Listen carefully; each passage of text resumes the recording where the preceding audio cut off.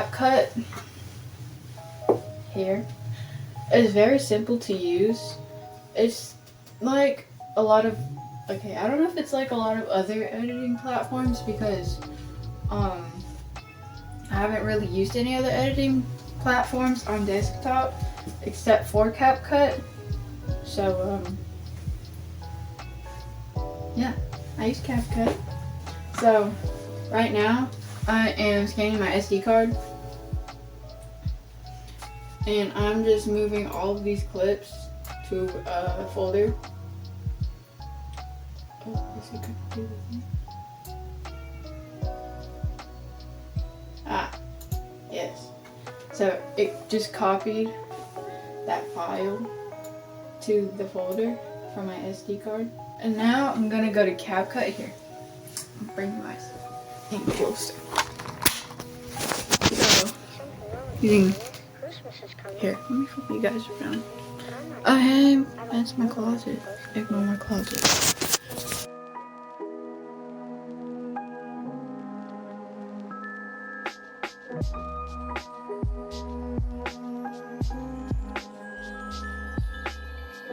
Okay, so this is my first clip. As you can see, I put it in to CapCut, and you can see the clip here. If you press this button right here, you can see every frame one by one, or you can look at it like that. It all depends on how much detail you want in your video. I like mine about midway, like this, so that I can put text and stuff there. But right now, I'm just putting all of my clips in order, so I like to keep it like this.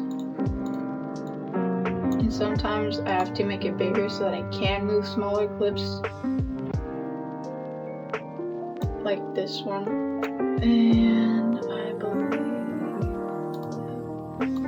this clip goes here. Yes, correct.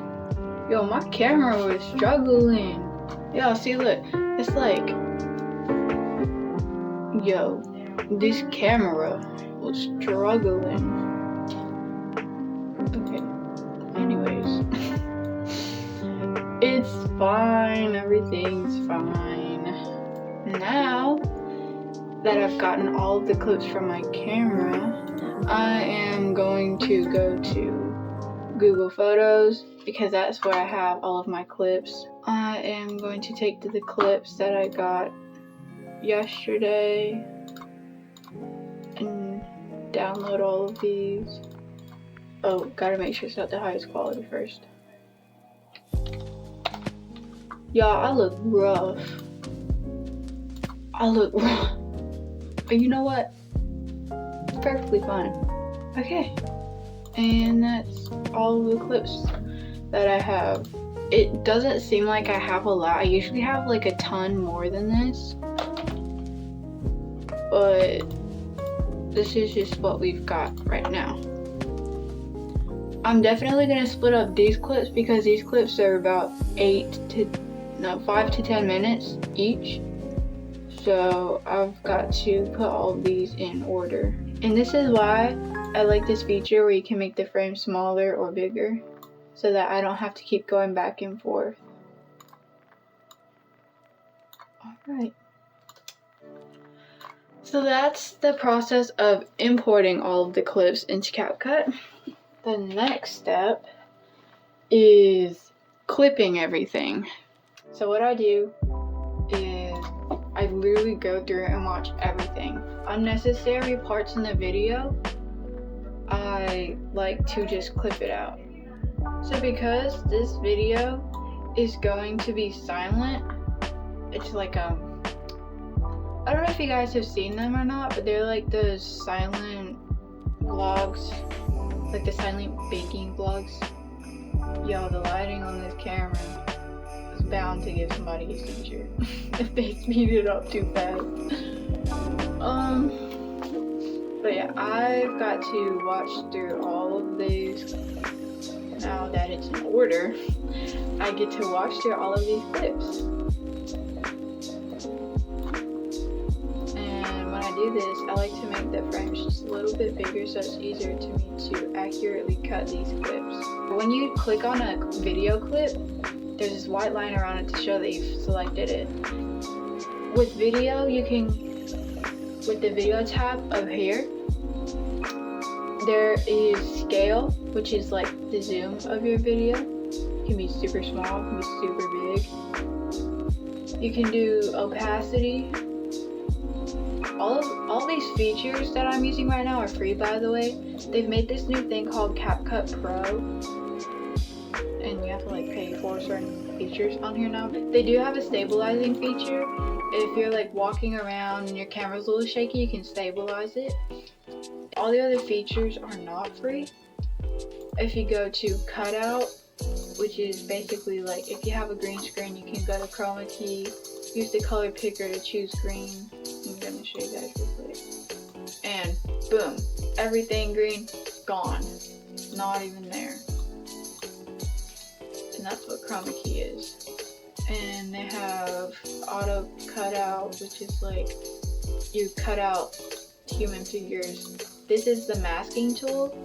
You can basically cut different parts of your video. You can do it in different shapes too, like this, or you can do circle. Oh, that would be a cool intro. Y'all ready to watch? Hey, I might use it for the intro to this baking vlog. You can do rectangle. This is okay. And one of the cooler ones is a heart. Like if you guys are doing a Valentine's Day video, you can use a heart, which I think is pretty cool. They have stars. I feel like if you use keyframe, I'll show you guys keyframe in a second. But if you do keyframe, you could like I don't know why I keep doing that. But you can like change like the hardness of the frame by moving this arrow right here. It can be exact, it can be kind of faded out like that. You can move it wherever you want, really. But I think it's pretty cool. And this is the keyframe feature that I was showing you guys. So let's say in the beginning of the video, I wanted a circle mask intro. You go to position, go to size, press this add keyframe button right here, and there's one keyframe. And if you want to make it bigger, you go here, make it bigger, and there's another keyframe added, and you basically just keep making it bigger and bigger. Or if you're trying to do outro, you could do smaller. But since I'm doing intro, I'm going to make mine bigger.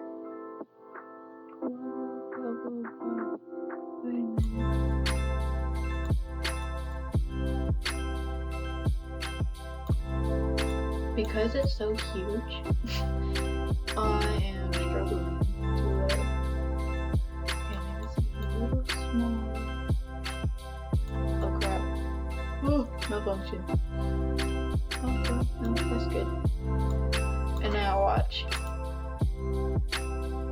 Ta-da! Now if you want, you can make it faster, but that's just how I have it right now. I probably will make it faster, if I'm being honest. So I'll do that later. But for now, we're not gonna have any. But that's the masking tool and the keyframe.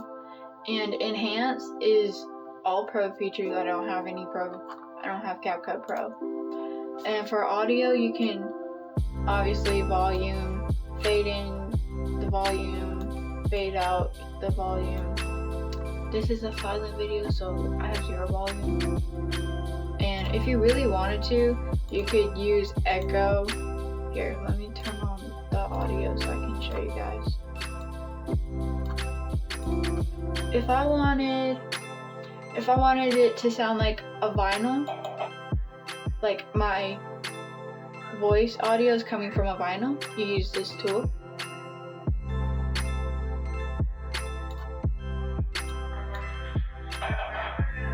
yeah. You can, I feel like people would really only use that for like music. I can make my voice really low and it's kind of scary. Yeah, it's kind of scary. Yeah, you can do all of these things. You can change the pitch. You can do timbre. I have not figured out what that is. But you can do voice characters, Elf, Chickmunk, Jessie, like that popular girl voice on TikTok where they like read the stuff to you. Or you can do like speech to song. This one's new. They have folk, and that's the only free one. But your video clip has to be 5 to 60 seconds for it, and then everything else is CapCut Pro. For speed, you can go up to 100 times speed, or you can do 0.1 times speed, which is really, really slow. As you can see, all of these frames. Look, it's gonna take me like forever to walk in a frame. That's the slowest, and this is the fastest. Pretty fast. And then 1 is normal. Curve, you can. Okay, I'm not the best person at explaining things, but curve is like you pick a timestamp that you want the speed to be at, and you can move it to go slower in mid video and then fast at the end, like this. Here. Alright, so you guys see how it's like normal, it speeds up.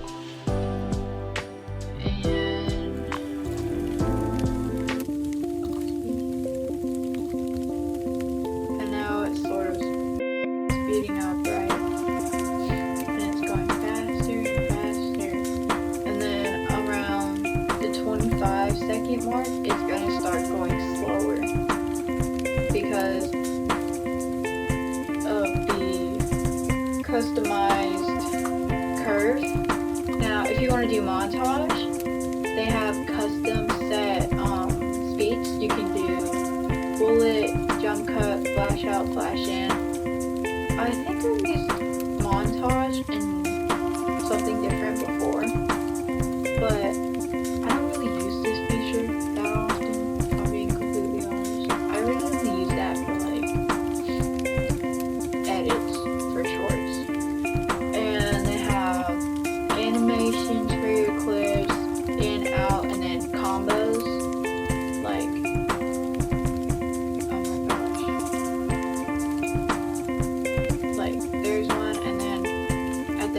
video, it'll have your animation for you.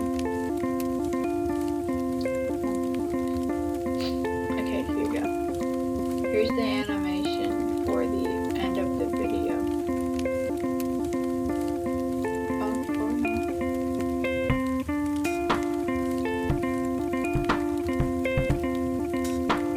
I see. Okay, so the end of the animation